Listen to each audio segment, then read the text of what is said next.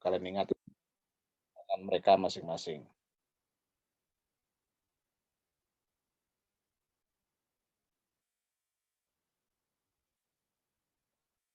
Nah, sekarang kita masuk ke satu satu jalur ya, jalur yang namanya likuidasi. Dalam jalur likuidasi kalau ada perusahaan yang memutuskan ke jalur likuidasi atau Chapter 7 di Bankruptcy Act, maka, dia akan ditutup perusahaannya, aset-asetnya akan diserahkan kepada trustee, ya. Trustee akan mengelola nanti menjual aset tadi, lalu kalau ada uang dibayarkan kepada berbagai pihak.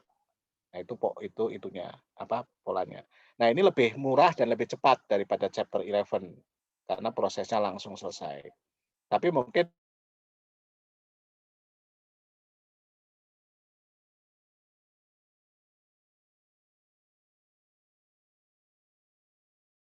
jangan-jangan cuma dapat 1% atau 10% gitu ya. Nah, di sini juga ada batasannya, siapa yang boleh kalau dari kreditur ya, siapa yang boleh. Kalau dari perusahaan yang dibangkrutkan, dia boleh kapan saja mengajukan kebangkrutan untuk dilikuidasi. Tapi kalau kreditur itu harus minimal 3 atau lebih kreditur dengan total klaim 15.775. Atau kalau satu orang saja dengan klaim sebanyak ini, tetapi jumlah krediturnya di bawah 12 orang. Ya, jadi itu boleh kalau hanya satu saja. Tapi kalau lebih dari 12 orang minimal harus 3 orang yang meminta. Kalau di Indonesia satu saja sudah bisa gitu ya. Nah, kemudian ketika ada permintaan untuk likuidasi, maka pengadilan akan memberikan order of relief.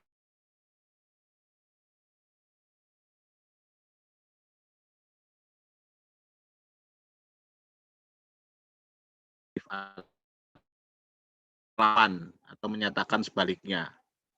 Dengan order of relief ini, siapapun tidak boleh meminta pembayaran kepada debitur atau kepada perusahaan. Harus melalui trustee. Ya. Kalau misalnya ternyata krediturnya tidak bisa menunjukkan bukti, ya pengadilan dapat membatalkan kasus tadi. Ya. Atau ketika perusahaan memutuskan, oh saya nggak mau pakai chapter 7, saya mau pakai chapter 11. Maka bisa saja pengadilan memutuskan, yaudah dia pakai chapter 11 di reorganisasi. Nah, setelah order of relief diterbitkan, maka trustee ditunjuk ya, ditunjuk dulu yang interim sementara oleh US trustee. Nanti ada proses pemilihan trustee. Ya. Selama belum terpilih trustee yang baru, trustee yang seharusnya, maka interim trustee. Nah, bagaimana trustee dipilih? Trustee dipilih hanya oleh unsecured creditors, karena mereka yang besar kemungkinan nggak dapat uangnya sepenuhnya. Berapa? Minimal ya, kreditor yang melakukan pemilihan minimal memiliki 20% dari tagihan. Jadi kalau nggak harus semua kreditor, cukup 20% kreditor yang merepresentasikan kreditor yang merepresentasikan 20% tagihan, ya itu yang ini bisa melakukan pemilihan, dan kandidat yang memperoleh suara mayoritas yang menang. Kalau ternyata nggak terpilih ya karena jumlahnya kurang atau tadi nggak ada kandidat yang mayoritas, maka tetap sementara interim trustee-nya itu bertindak sebagai trustee. Nah, kreditur tadi yang ingin mendapatkan uangnya itu nggak boleh langsung terlibat dalam proses ini. Mereka harus membentuk perwakilan yang disebut creditors committee. Jumlahnya ganjil supaya ada pengambilan keputusan. Jadi nanti yang akan berdiskusi, membahas berbagai hal dengan perusahaan dan dengan trustee adalah creditors committee. Khusus di chapter 7 ya. Karena di sini pemegang saham sudah tidak punya hak. Jadi yang ada hanya komite kreditor. Tugas trustee apa? Ya, akan memeriksa ini pengelolaan keuangan atau hal-hal keuangan dari perusahaan. Ya.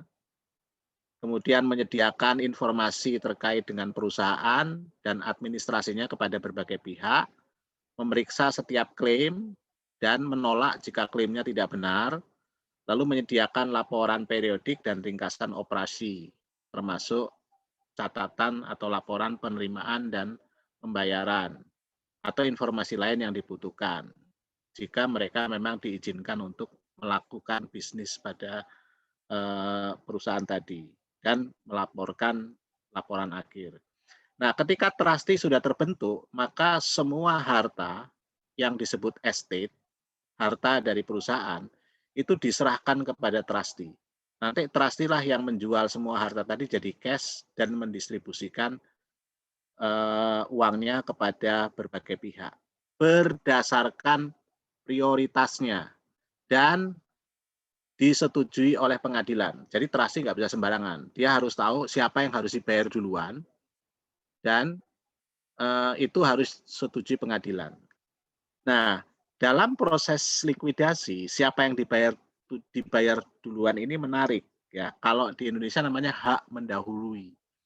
Masalahnya di Indonesia itu jadi nggak jelas karena undang-undang kebangkrutannya tidak begitu jelas. Jadi kalau kalian baca nanti di Undang-Undang Tenaga Kerja, semua klaim terhadap tenaga kerja ya gaji dan sebagainya itu dapat hak mendahului. Lalu ini dalam proses pemerintah itu punya hak mendahului.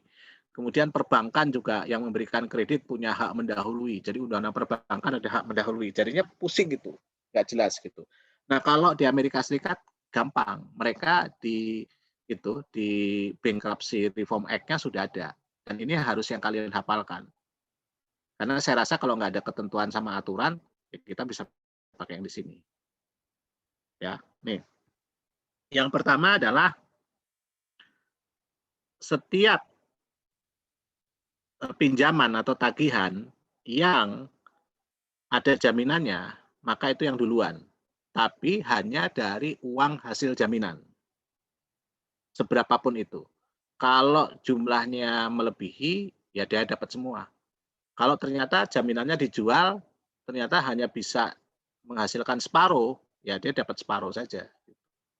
Ya, itu satu. Nah, yang kedua, itu yang unsecured priority claims ya. Nah, unsecured priority claims ini ada urutannya. Ini yang pertama semua biaya administrasi yang dilakukan trustee, termasuk trustee fee, legal and accounting fees. Jadi ketika trustee mengambil alih, kemudian melaksanakan administrasi, kan ada biaya buat trustee, ada biaya untuk petugas administrasi. Itu didahulukan. Itu paling prioritas. Lalu yang kedua adalah klaim-klaim yang atau tagihan-tagihan yang muncul sejak perusahaan dinyatakan bangkrut atau tadi sudah filing tadi ya sampai ada interim trustee yang dibentuk. Jadi misalnya ya selama periode itu perusahaan itu harus membayar tagihan listrik semenjak dia klaim itu. Nah, tagihan listrik dari tanggal dia menyatakan bangkrut di pengadilan sampai tanggal trustee itu ditunjuk itu mendapatkan prioritas berikutnya. Nah, pertanyaannya kalian gini, gimana Pak kalau tagihan listrik setelah trustee itu terbentuk sampai selesai, itu masuk nomor 1. Ya. Kalau tagihan sebelum dilakukan petisi, penyampaian petisi ya, saya bilang petisi aja ya, penyampaian petisi itu masuk ke bawah, unsecured loans. Ya. Lalu yang berikutnya, klaim terhadap pegawai untuk yang normal, gaji, ya komisi, tapi maksimal 180 hari. Ya, 180 hari. Kalau misalnya sekarang tanggal berapa nih? 22 Juli, maka ditarik mundur 180 hari dari tanggal 22 Juni. Itu yang boleh. Boleh ditagihkan, boleh dimasukkan dan itu prioritas. Yang lainnya gimana? Yang lainnya masuk ke bawah. Tidak prioritas. Tapi ada maksimalnya. Maksimalnya per individu 12.475. Lalu yang berikutnya adalah employee benefit. Karena employee biasanya dapat kayak kan diambil ya uangnya sebagian atau perusahaan menyetorkan uang untuk dana pensiun, untuk premi kesehatan, kan dijamin asuransinya dan sebagainya. Itu namanya fringe employee benefit. Nah, itu boleh juga, tapi maksimalnya sama 180 hari dan ada maksimalnya.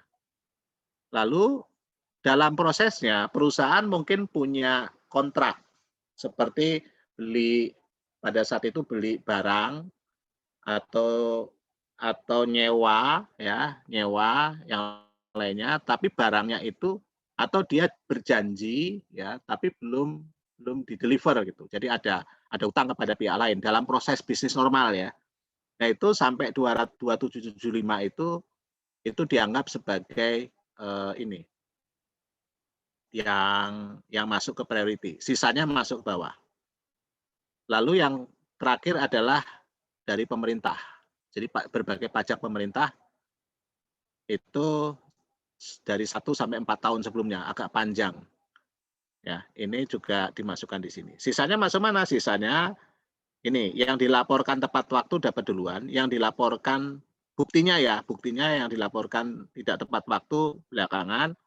Lalu kalau ada penalti dan sebagainya itu juga lebih belakangan lagi, dan kalau bunga itu paling akhir ya. Jadi nanti biasa digabung jadi satu aja ini. Kalau di soal nanti dianggap digabung jadi satu atau cuman yang nomor satu saja biasanya. Yang ini juga paling ada 2 atau 3, misalnya gaji sama pajak gitu ya, supaya mudah. Nggak serumit di kenyataan lah, supaya ini kan namanya juga latihan. Baru kalau ada sisa ke pemegang saham. Nah, jadi trustee nanti akan memutuskan membayar itu berdasarkan ini.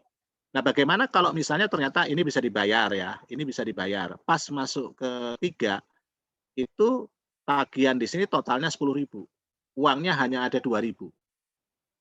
Maka berhenti sampai di sini saja. Yang di sini setiap orang hanya mendapatkan 2.000 dibagi 10.000 atau 20% dari tagihan yang masuk ke kelompok ketiga. Jadi kalau sampai ke prioritas tertentu ternyata uangnya habis, maka di situ hanya dibagi proporsional. Yang ke bawah nggak dapat apa-apa. Ya, paham ya? Atau bingung di sini? Silakan, ada bertanya.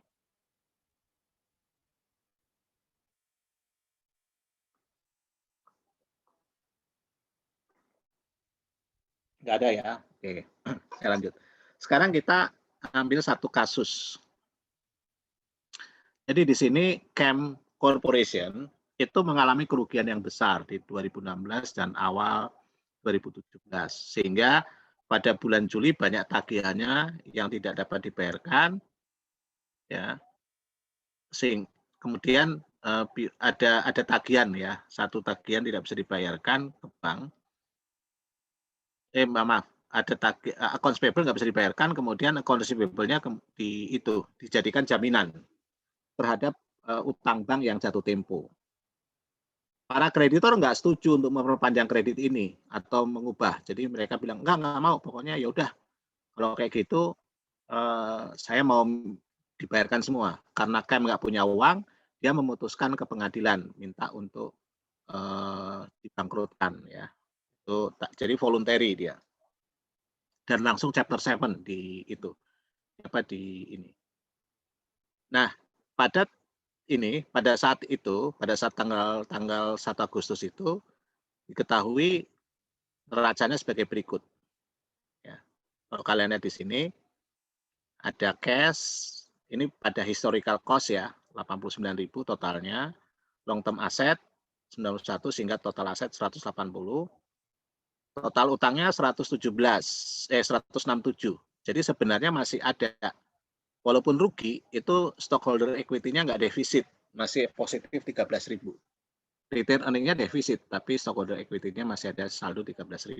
Tapi perusahaan memutuskan daripada saya bermasalah nanti, bingung, saya minta dibangkrutkan saja. Kan? Nah, dalam proses ini, kita bisa tahu bahwa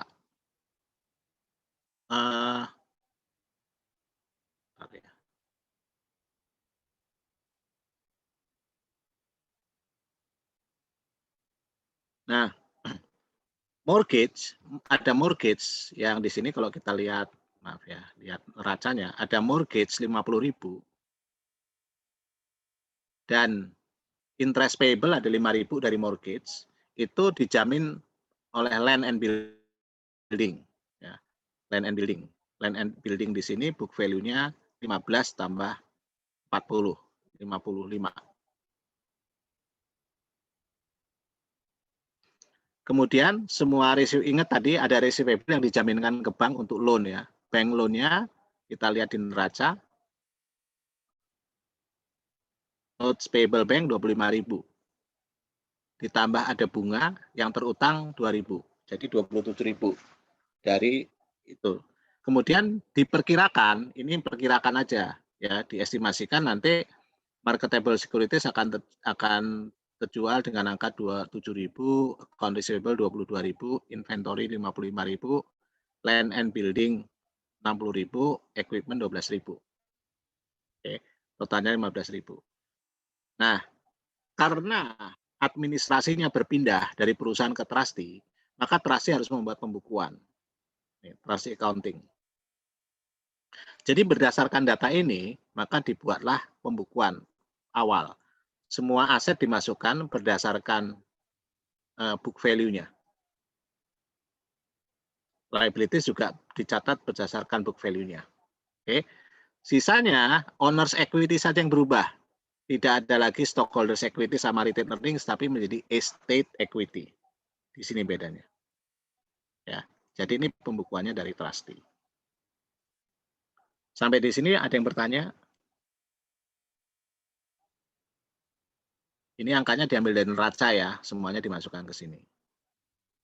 Ini data, nanti ada kalau di soal ada datanya. Nah, lalu untuk bisa mengetahui siapa akan dapat berapa, maka dibuatlah yang namanya statement of affairs. Statement of affairs ini akan merinci aset sama liabilities tapi dengan cara berbeda. Jadi untuk aset itu akan didasarkan dia akan dibayar kepada siapa. Yang mendapatkan, yang menjadi jaminan akan ditaruh di awal. Yang pertama fully secured dulu. Mana yang fully secured? Mortgage payable sama interest payable. Kenapa fully secured? Lihat, tagihannya berapa? 55.000. Lalu land and buildings dapat dijual dengan harga berapa? 60.000. Berarti 55.000 itu bisa dibayar semua. Makanya disebut fully secured. Yang berikutnya adalah partially secured. Kenapa partially secured? Karena nggak bisa dibayarkan semua. Contoh di sini, kan ada piutang 22.000 ya, yang itunya berdasarkan angka ini di sini.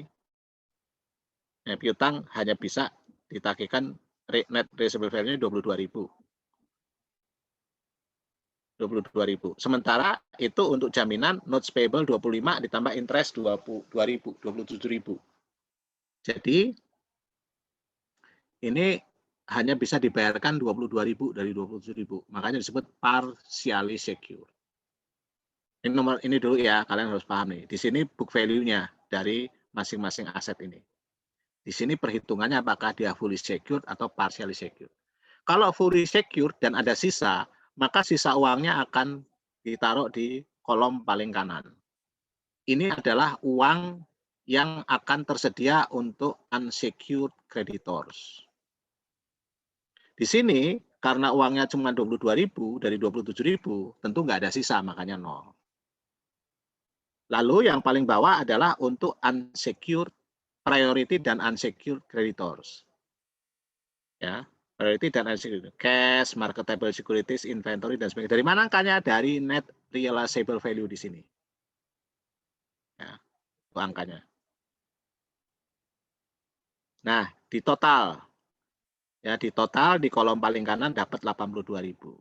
Nah, sekarang kita identifikasi siapa prioritinya. Kita lihat neraca. Priority itu biasa yang kita tahu tadi ada untuk karyawan, berarti wages payable. Ya. Kemudian untuk pemerintah, property taxes payable. Totalnya 2 ini, 15.000. Tuliskan di sini. ya, less priority creditors, liabilities, maaf. Nih, 15.000. Sehingga dapat angka 67.000. Paham ya cara ngitungnya? Oke, berhenti sampai di sini dulu. Jangan diselesaikan. Karena kita baru bisa menyelesaikan kalau kita selesaikan yang bawah. Sekarang liabilities dan stockholders equity. Ya, kita klasifikasikan dua, secure dan priority sama unsecured. Secure dan priority ini 55.000. Udah dibayar tadi, aman. Partially secure ya, itu 27.000. Yang bisa dibayar 22.000. Yang 5.000 menjadi unsecured. Jadi kalau yang nggak terbayar dari jaminan, sisanya menjadi unsecured. Properti terbayar semua, aman. Jadi dia habis nggak ada unsecured-nya. Lalu tinggal kita list yang unsecured. Yang unsecured sisanya. Accounts payable sama notes payable supplier. Totalnya 75.000. Berarti total di aset harus 75.000 juga. Sini, 75.000 juga. Tadi ada 67.000. Berarti ada defisiensi sebesar 8.000. Jadi kalau di sisi liabilities dan owners equity-nya lebih besar, maka ada penyeimbang yang namanya estimated deficiency. Kalau sisi aset di sini sebelum stockholders equity ini lebih kecil, misalnya ini hanya 60.000, maka capital stock dituliskan 7.000. Jadi sisa kalau ada kelebihan, sisanya masuk ke capital stock. Kalau ada kekurangan, kita catat sebagai estimated deficiency. Oke, ada yang bertanya dari tabel sini, yang bingung di mana?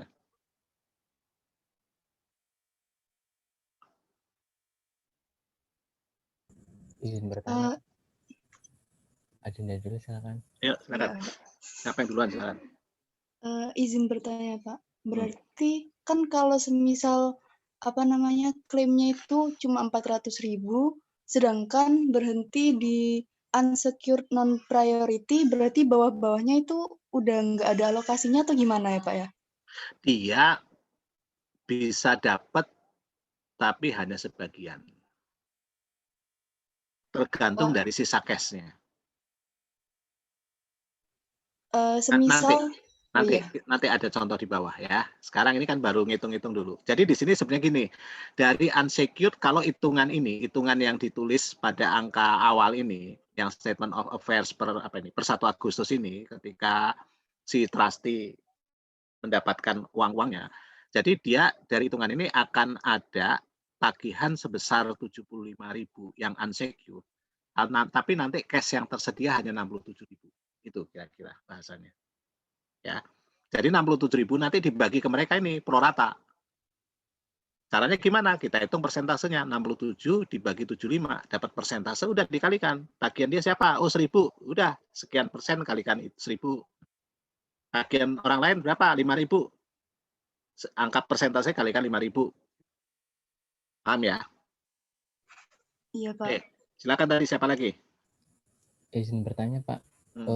Tadi kan untuk yang mortgage sama notes payable itu berdasarkan land building sama akun receivable ya Pak. Kemudian untuk membiayai kalau mortgage itu khusus dari land and building. Ya. Kalau account receivable itu note payable dari bank. Ya. Kemudian untuk yang pembayaran wages and property itu 15.000 dari mana ya Pak? Karena cash-nya kan cuma 3.000 kalau nggak salah. Enggak, cash ini kan priority dapat duluan kan. Nah, priority dari mana kita priority? Tadi dari daftar di atas tadi, udah hafal ya, daftar di atas ya. Iya, Pak. Nah, nanti kamu lihat aja di sini, mana yang priority? Oh, wages untuk karyawan, untuk negara. Priority berapa totalnya? 15.000. Masukkan ke sini. Dia masih dapat, karena cash-nya masih banyak. Kenapa? Masih ada sisa kok buat unsecured. Gitu. Kan di sini kelihatan, totalnya berapa untuk unsecured? 82.000, masih sisa banyak kan? Makanya priority liabilities dibayar semua. Paham? Berarti dari total aset ya Pak, nggak cuma dari cash aja begitu. Total cash sisanya ini cash sisanya ini. Di sini. Ya. Ini cash sisanya ini, perkiraan cash-nya. Ini di sini nih. Ini cash ini kan oh ada uang dari penjualan land and building, bayarkan ke mortgage ada sisa 5.000. Ada uang dari receivable, dibayarkan, oh nggak ada sisa ke sini. Ada cash, marketable securities dijual, inventory dijual, equipment dijual, dapat uang 82.000. Ada uang 82.000 nih untuk priority sama unsecured. Yang dapat siapa duluan? Priority kan? Ya. Kurangkan 15.000 sehingga yang unsecured dapat 67.000. Gimana kalau di sini cuma 10.000?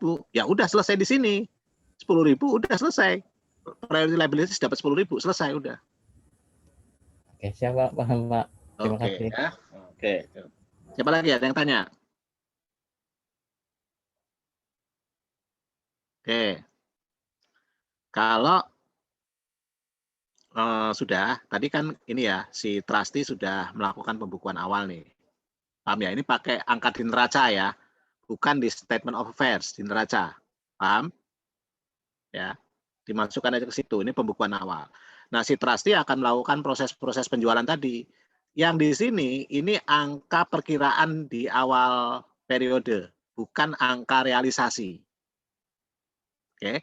Nah, ketika realisasi gimana? Kita lihat aja kejadiannya ini. Pertama, wah ternyata ada tagihan listrik yang baru diterima. Nah, ini menambah unsecured loans. Tapi karena dia baru, supaya membedakan sama tagihan yang sudah di list sebelumnya, dicatat sebagai utilities payable new. Oke, kan kredit ya, utang. Terus kemana? Itu kan sebenarnya expense ya. Tapi kan di sini udah nggak ada expense lagi, orang udah dibangkrutkan. Udah langsung bebankan ke estate equity. Expense ya, mendebet estate equity. Jadi setiap ada loss, ada expenses, bebankan ke estate equity. Setiap ada revenue, ada gain, kreditkan ke estate equity. Paham? Yang kedua, intangible asset-nya dihapuskan. Rugi ya, kreditkan intangible asset, debitkan ke estate equity. Bisa dipahami? Inventory dijual dengan harga 48.000, tetapi yang diterima cash baru 30.000. 18.000-nya dalam bentuk account receivable. Debit cash 30.000, account receivable new karena dalam periode di bawah pengelolaan dari dari trustee. Lalu dari 50.000 kan book value-nya rugi 2.000, debitkan ke estate equity. Equipment dijual dengan harga 14.200 cash, rugi 15.800, debitkan ke estate equity. Kemudian dari itu kan kita tahu bahwa wages priority liabilities bisa dibayarkan, langsung dibayarkan di sini. Credit cash debitkan ke wages payable dan property tax payable. Karena dari hitung-hitungan kita kan udah bisa dibayarkan kan, ya udah bayarkan saja gitu. Kemudian land and building yang tadi diperkirakan hanya dapat dijual 60.000, ternyata bisa dijual 64.000. Sehingga di debit cash 64.000, land 15.000, building 40.000, ada keuntungan estate equity sekarang 9.000. Tapi ingat, setiap ini akan dipakai untuk membayar mortgage, maka langsung dibayarkan mortgage-nya. Ya, mortgage-nya berapa? 55.000. Ambil dari cash, hilangkan semua mortgage payable. Lalu contoh transaksi berikutnya. Perusahaan punya polis asuransi, kemudian minta ke perusahaan asuransi, saya batalkan. Ketika dibatalkan dapat cash, ya bisa aja nggak dapat sama sekali ya, tapi dia dapat cash refund 1.000. Catat cash refund. Ya. Mengurangi prepaid expenses karena insurance policy masuk prepaid expenses. Kurangan aja dulu gitu. Nanti belakangan yang ininya prepaid expenses baru kita akui belakangan. Lalu ada account receivable 21.000 yang ditagih. Ini yang lama ya, bukan yang baru. Sisanya tidak dapat ditagih 4.000.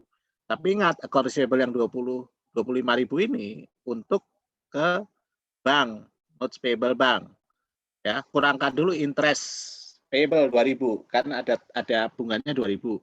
Sisanya berapa? 19.000, masukkan ke notes payable bank. Jadi nggak dibayar sepenuhnya. Sisanya berapa? Sisanya 6.000. Kan 25.000 kan? Notes payable-nya bank. Nah, 6.000 nanti masuk unsecured loans. Lalu dalam proses administrasinya ada berbagai biaya, ya itu yang disebut biaya administrative expense. Debitkan langsung, expense debitkan langsung ke estate equity, kurangkan kas. Sampai di sini ada yang bertanya. Jurnalnya ada yang nggak tahu? Izin bertanya, Pak. Ya.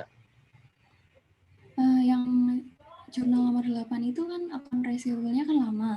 Nah, itu ruginya kenapa tetap masuk yang estate equity ya, Pak? Ya, yang lama kan semuanya masuk estate equity yang lama. Oh, berarti bukan yang new itu ya, Pak?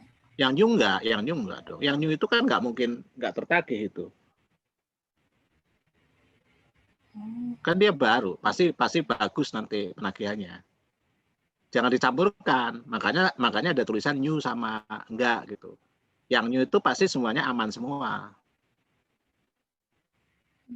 Ya, paham ya? Iya, terima kasih. Oke. Ada lagi? Ya, paham. Oke, lanjut. Terakhir si trustee-nya minta tagihan. Kamu bayar, saya sibuk kerja ini.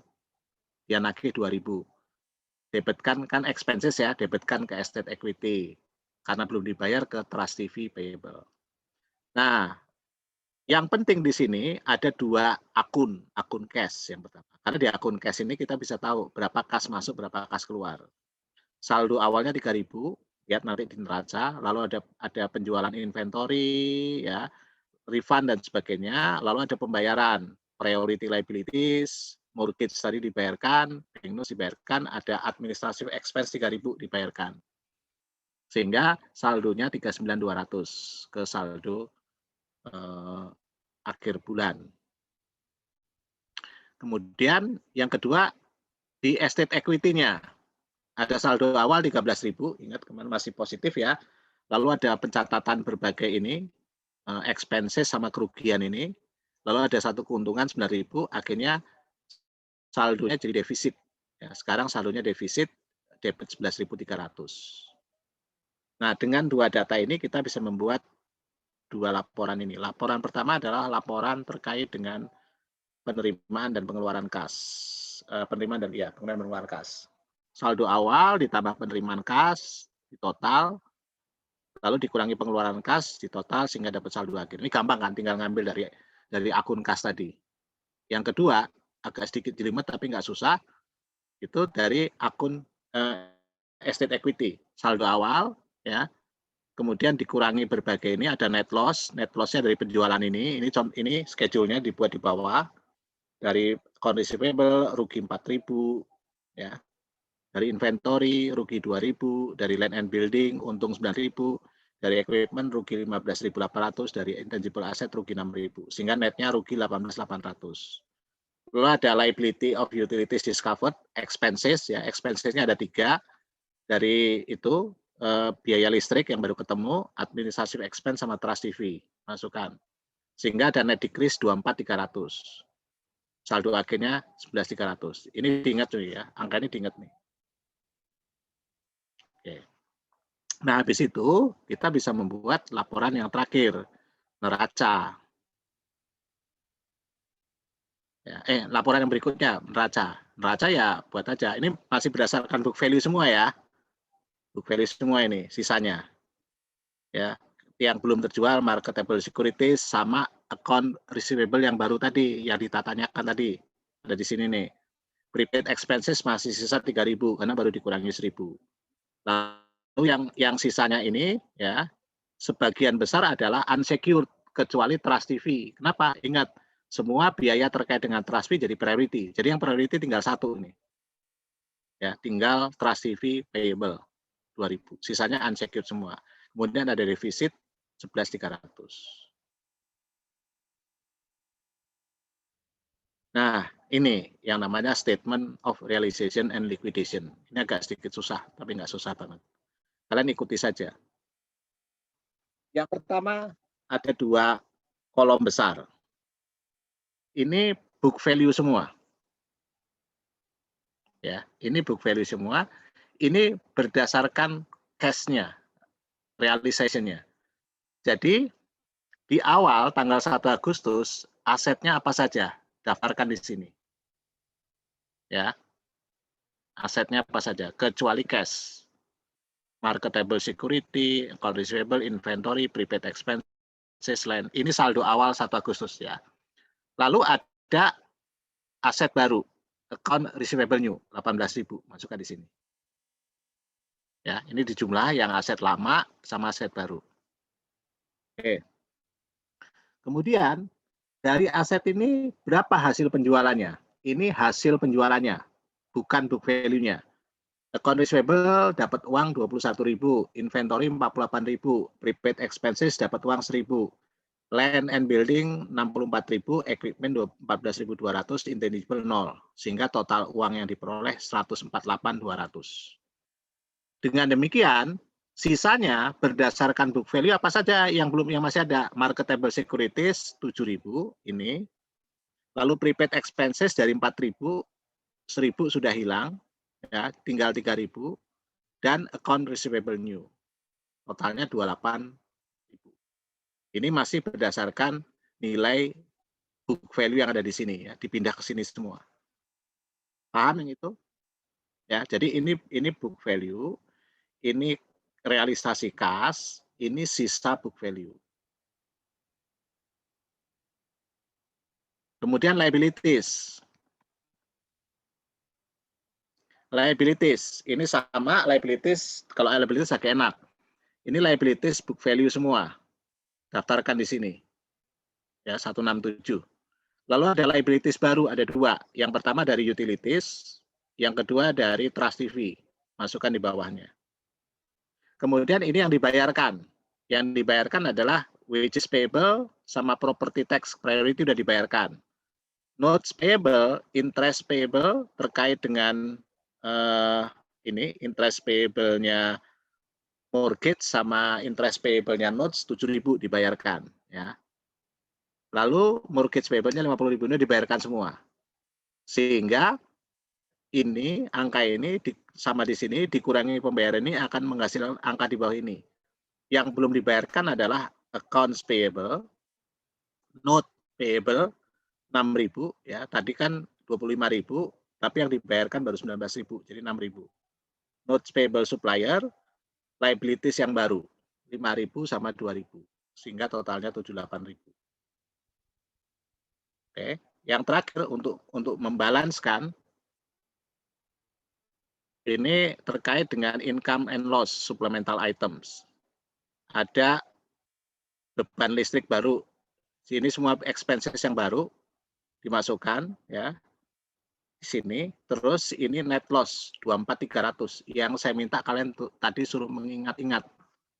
Ingat ya 24.300. Nah, 24.300 ditaruh di situ. 24.300 taruh situ. Hasilnya akan balance. Ada pertanyaan? Izin tanya, Pak. Ya. Tadi boleh dijelasin lagi nggak, Pak? Not payable bisa jadi 19 sama 6.000 itu, Pak. Masih bingung saya, Pak. Oke, kita lihat di sini ya. Di jurnal.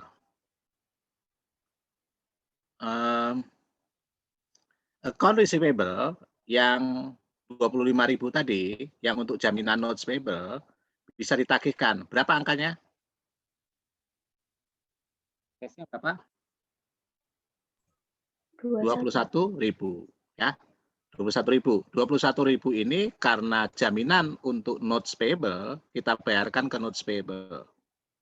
Notes payable-nya 25.000 ditambah interest payable 2.000 kan? Betul nggak? Iya, Pak. Nah, 2.000 bayarkan dulu interest payable. Sisanya berapa? 19.000. Jadi yang bisa dibayarkan dari notes payable yang 25.000 hanya 19.000. Sisanya berapa? 6.000. 6.000. Nah, ya, ini yang ditunjukkan di sini. Ya. Jadi harus jadi 25.000 itu dulu ya, Pak. Jadi 25.000 saldo awal dibayar berapa tadi dari jurnal? 19.000. Ya kan 2.000-nya interest. Ya. Hanya 19.000. Sisanya berapa? 6.000. 25 dikurang 19 sama dengan 6.000. Iya, Pak. Oke, Makasih, Pak. oke. Siapa lagi? Izin bertanya, Pak. Hmm. Terkait interest payable, kan kalau di daftar tadi termasuk ke yang unsecured, unpriority, Bapak. Nah, ya yang itu pokoknya yang kelompok 3. Tapi ini Enggak lah, dia kan kalau interest yang terkait dengan jaminan, dia masuk paling atas tuh. Secure, oh, ya jadi kan? Iya. kalau terkait itu langsung dibayar gitu ya, Pak? Iya. Kamu bisa aja gini loh, ya. Apa saya nggak mau yang 2.000-nya ke interest duluan, ya boleh-boleh aja. Kamu bayarkan 21.000 ke notes payable, sehingga notes payable sisanya tinggal berapa? 4.000, ya kan? Tapi kan ada interest payable 2.000 kan, sama aja sebenarnya. Hanya untuk memudahkan saja. Bisa kamu bebankan sebagai melunasi bunga dulu, baru pokok, atau kamu enggak ini semuanya ke pokok gitu. Jadi masih ada interest payable yang unsecured, dia bisa masuk ke bawah juga, sama aja, boleh dua-duanya, ya. Terima kasih, Pak. Oke, ya. Siapa lagi? Oke, kalau belum ada lanjut. Ya. Nah, jadi ini laporan untuk di bulan Agustus. Pokoknya ada saldo awal sekian, ada penjualan, ada pembayaran, ini saldo akhirnya. Gitulah kira-kira laporan ini bilang. Nah, akhirnya kita masuk ke bulan September. Di bulan September, piutang yang baru tadi bisa ditagih semua. Lalu marketable securities yang 7.000 itu bisa dijual 7.300. Supplies yang ini prepaid expenses sisanya 3.000 kan, yang bisa dijual hanya supplies 9.995, sisanya nggak bisa dipakai, loss ya. Nah ini kita catat semua. Cash ditagih kan, saya marketability dijual ada untung 300. Lalu yang terakhir prepaid expenses dihapuskan, ada rugi 2005. Setelah pembukuan ini, maka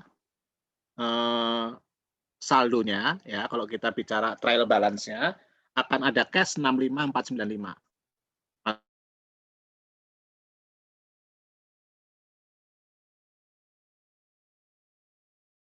Payable 2000 ya. Notes payable yang unsecured tadi sisanya nggak dibayar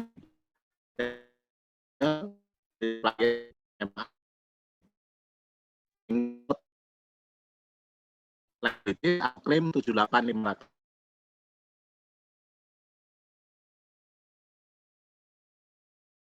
83% kali 6.000, yang notes payable supplier 83% kali 5.000. Totalnya pasti 63.495. Terakhir, kita closing semua. Karena dibayarkan sebagian, pasti utang-utangnya masih ada sisa kan? Betul nggak? Masih ada sisa. Kemudian masih ada estate equity sisanya. Nah, di jurnal terakhir, estate equity di kredit, sisa utangnya semuanya di debit. Selesai proses likuidasi. Ada yang bertanya?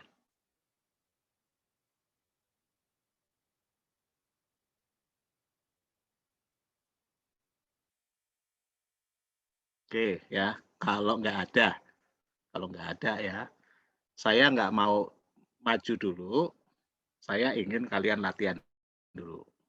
Nah, untuk itu saya minta kalian mengerjakan soal. Ini soalnya saya bagi sekarang. 4 dulu ya, 4 kelompok dulu deh, 4 soal dulu aja.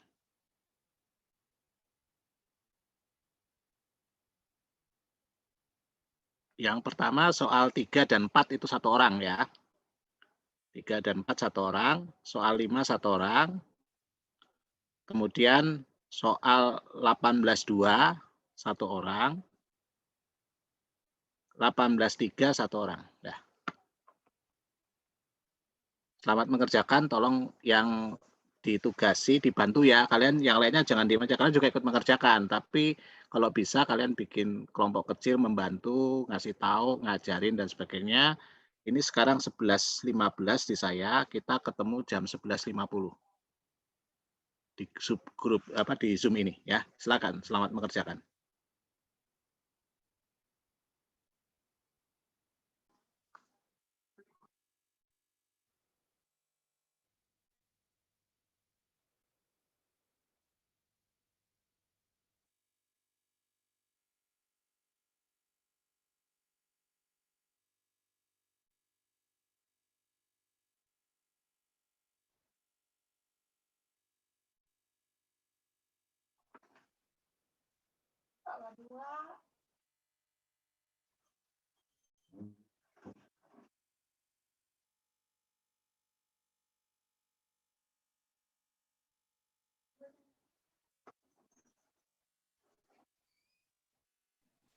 Oke Pak, saya mulai ya.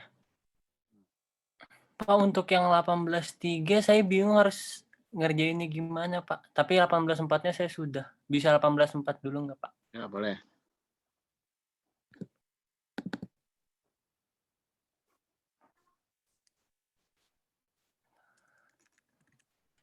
Oke. Nah, 18.4. Untuk soalnya seperti ini, bankruptcy chapter 7. Madeline had a bond payable partially secured by 50% of plan asset realization. Madeline filed chapter 7 bankruptcy and a calculation showed that 10% of all unsecured claim can be paid. Then the expected realization value of the plan asset is 500.000 and the bond payable is reported 350.000. Jadi untuk yang nomor 4 ini, jadi saya tulis dulu bond payable-nya yang partially secured. Terus dikurangin sama amount secured-nya. Tadi kan 50% dari asetnya. Dapat 250.000. Jadi unsecured amount-nya sebesar 100.000. Nah, karena asetnya itu sudah 250.000, jadi yang unsecured-nya kan 250.000 juga nih, yang dari 500.000 itu. Nah, dapat sudah. Terus kita nyari total claim unsecured creditors-nya dari 250.000 itu, dibagi 10% tadi yang di soal. Unsecured claim-nya 10% kan. Jadi dapat 2.500.000. Terus kita hitung expected payment bond-nya. Nah, kan udah dapat 250.000.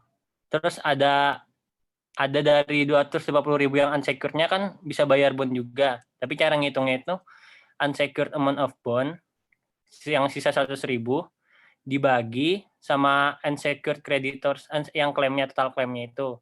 Jadi 250 juta dikali available assetnya, sisanya yang 250.000 itu. Nah, dapat 10.000. Jadi total expected payment-nya dari bond 250.000 dari yang secured dan 10.000 dari unsecured itu. Oke. Ya, kamu kalau saya nggak tahu kamu apakah dari kunci jawaban kepanjangan, menurut saya simpel aja jawabnya. Kan dia dapat 250.000. Terus sisanya 100.000 unsecured kan? Ya nggak? Yang unsecured dapat berapa? 10%. Ya udah tinggal 10% kali 100.000 dapat 10.000. Oh iya, benar Pak. Iya. Ya, yang 18.3 coba lihat soalnya. 18.3 ini Pak. Oke. Sini Nona itu dilikuidasi ya. Book value dari land ini 80.000. Nah, kemudian estimasinya berapa? Bisa terjual 40.000. Ya. Kemudian ini untuk pembayaran ini kan mortgage ya. Nah, kemudian diketahui juga bahwa inventory sebesar recoverable 35.000 ya untuk ini secure dari non-as mortgage payable sama bunganya ya. Nah, tentukan expected realizable value for unsecured creditors. Itu kan? Ya.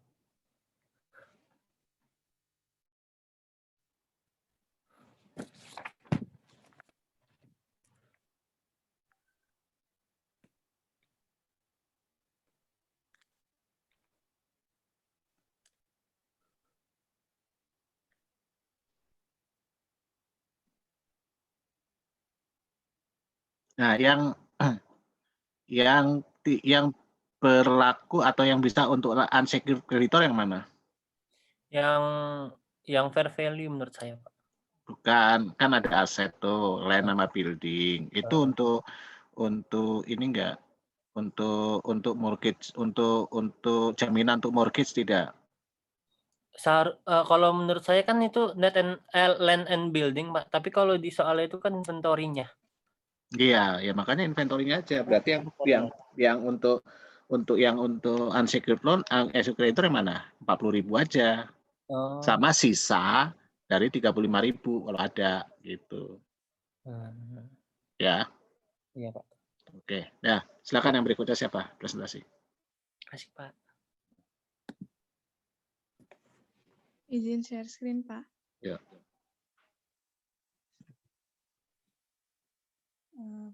Baik, pada kesempatan kali ini saya akan mempresentasikan exercise 18.5. Sebelumnya mohon maaf kalau masih ada salah-salah.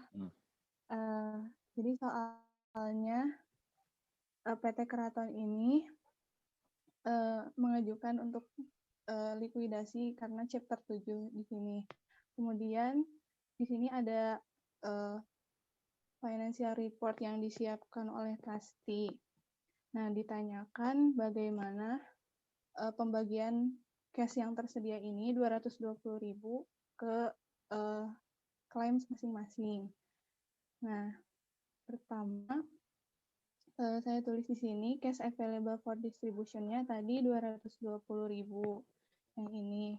Kemudian di sini yang pertama itu prioritas yang pertama yaitu yang ada secure-nya. Jadi yang secure-nya itu yang pertama ada mortgage payable dengan secured portion-nya itu yang pertama adalah 80.000. Jadi di sini mortgage payable secured-nya oleh properti dan bisa dijual seharga 80.000 sehingga secured cash yang didistribusikan untuk mortgage payable yang secure itu 80.000. Kemudian yang kedua itu notes payable yang secure-nya bisa dijual dengan jaminannya bisa dijual 30.000.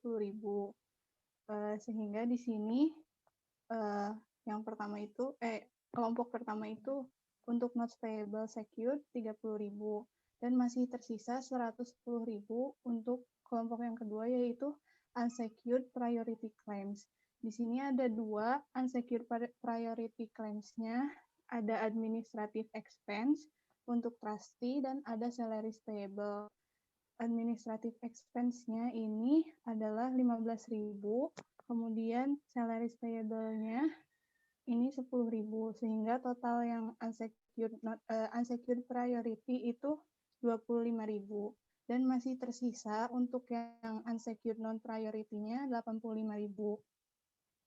Kemudian yang ketiga, kelompok ketiga itu unsecured non priority itu terdiri dari mortgage payable yang unsecured itu sisanya tadi unsecured total mortgage-nya 120.000 sehingga sisa yang unsecured-nya 120.000 dikurangi 80.000 yaitu 40.000.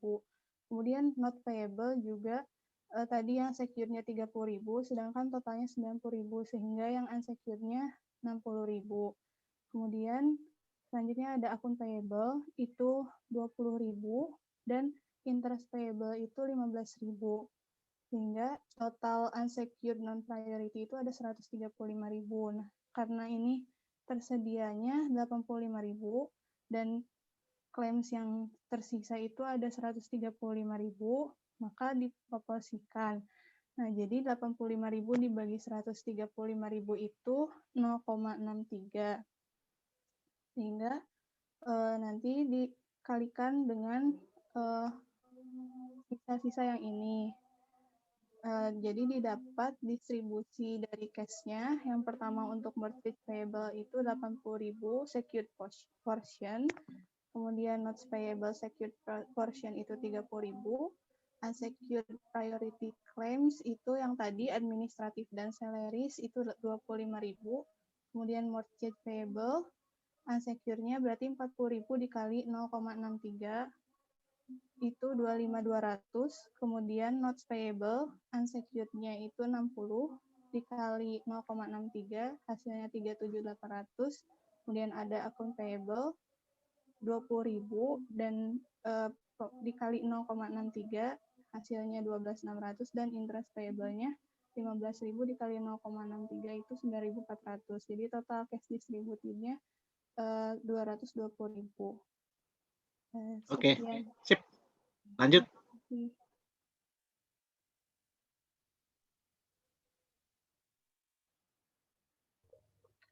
P18.2 saya izin share screen. Ya. Tenang aja Zaki, jangan grogi. Banyak salahnya pasti. Jadi P18.2 Minang mengajukan bangkrut chapter 7. Financial information-nya ada di sini. Jadi yang ditanya pertama adalah menentukan nilai expected to be available for unsecured claims. Untuk yang nomor pertama, jadi ditulis dulu amount expected to be available for unsecured claims, yaitu total amount expected for all claims 620.000. Ini adalah jumlah total dari estimated realizable values di sini 620.000. Yang pertama adalah mengurangi payment for secured, mortgage payable sebesar 280.000 karena disecure dengan seluruh plan aset. Lalu notes payable disecure oleh notes receivable. Zaki, sebesar, tunggu. ya, Pak? Tunggu, notes mortgage payable 280. Ya. Nah, hasil penjualan dari plan aset berapa? 620. Coba lihat. Oh. Plan aset 300 ya. Oke, full. Oke, full. Ya, lanjut. Notes payable ke notes receivable. Notes payable-nya 180, note receivable dijamin sama note receivable 150. Berarti yang itu Jadi bukan tulis 180, hanya 150. Oh, begitu, Pak. Aduh, wah salah semua dong, Pak. Ya enggak lah. Itu salah.